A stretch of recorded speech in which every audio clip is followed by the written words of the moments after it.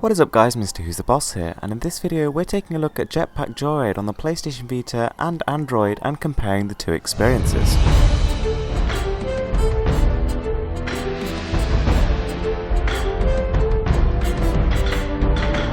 So we will start with the game playing on my Android phone. Now this is the Vivo X Shot and understandably is a very powerful piece of kit.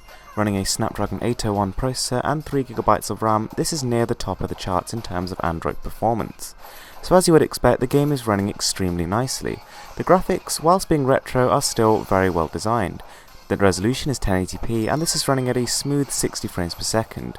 Now although this is clearly not a very demanding game and is not really going to tax either of the systems to their maximum, it's obviously a test of various other things as well, including screen quality, speaker quality, and just the experience overall. For example, PlayStation Vita has buttons, whereas this device uses touchscreen.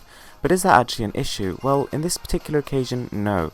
I mean, to be honest, the touchscreen controls work just as well, if not better than the PlayStation Vitas. The fact that you can just press anywhere on the screen and there's only one control just makes it very intuitive on a phone. Having said that though, it's not exactly difficult to control on the Vita. Now the first major difference you might notice is the slight improvement in colours. So this thing is actually rendering colours more vividly, and the difference will be even more apparent if you're using the OLED Vita. Having said that though, the resolution is a quarter of that of my phone. There's a significant drop in resolution, but then again if you're holding this at a reasonable distance from you, you won't notice it too much, but it is a significant drop. Now this version is also running at a smooth 60 frames per second, which, although you may think is obvious, it's something we've learned not to take for granted on the PlayStation Vita. Many developers just cannot be bothered to properly optimize their games. Now the speakers on the Vita are actually better. I think they actually sound nicer and the stereo effect is more apparent. Now in terms of the actual differences within the features of the game, you'll actually find that they're surprisingly similar. I mean, what tends to happen with these PlayStation Vita ports of Android titles is the Android titles are getting consistent attention due to their huge download base and, they're being responded to, queries are being answered, and updates are being performed, whereas the Vita version will normally stay at the basic.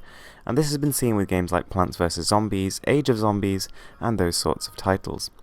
So anyway, the Android version is extremely feature-packed. There's a huge amount of jetpacks, clothing, vehicle upgrades, etc. that you can actually buy with the coins that you earn, and it'll take you a seriously long time to unlock everything there is to see. On top of that, there are every now and again promotional items, such as this Colossatron from different games, and you'll see limited time offers as well at the same time. It's all really nice, and they've kept the game going for a very long time just by introducing these sort of one-off things and consistent updates. Whilst there are still achievements to get in the Android version of the game, I think that PlayStation players actually value trophies more than Android players tend to value Google Play achievements. So as you can see, on the top we have leaderboards, which are coming soon, not actually been released yet. Then we have missions, which are just like bite-sized little quests to complete, Facebook and Twitter connectivity. Now moving over to the PlayStation Vita, you can see that the Facebook little icon has gone, so there's none of that. Having said that, missions still exist, and those are still as fully featured as they are on Android. As you can tell here, there is a slight bit of lag. I mean, this is just not as snappy an ecosystem as Android. And this is slightly due to the PlayStation Vita's slight lack of grunt under the hood compared to the Android phones, but it's more to do with the fact that PlayStation Vita's OS is just less optimized and it's a little bit more fragmented. Having said that though, you can tell that the stash is nearly as full as the one on the Android device. I mean, it's got the Colossatron still, which is a fairly recent update, so it's nice to see that. And I mean, it's got most of the other things which have been there from the start, but it's missing a couple of the promotional items. I mean, this is actually pretty promising. It's probably one of the best PlayStation Vita ports of an Android title and gives at least some hope that, manufacturers are just not going to totally abandon the system. Now, one thing I thought was quite interesting is the PlayStation Vita version actually has leaderboards, whereas the Android version doesn't.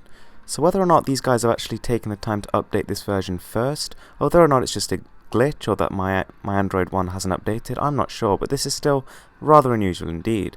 So to conclude, both platforms will offer a visually pleasing, smooth and feature-packed experience which is enjoyable either way you play it.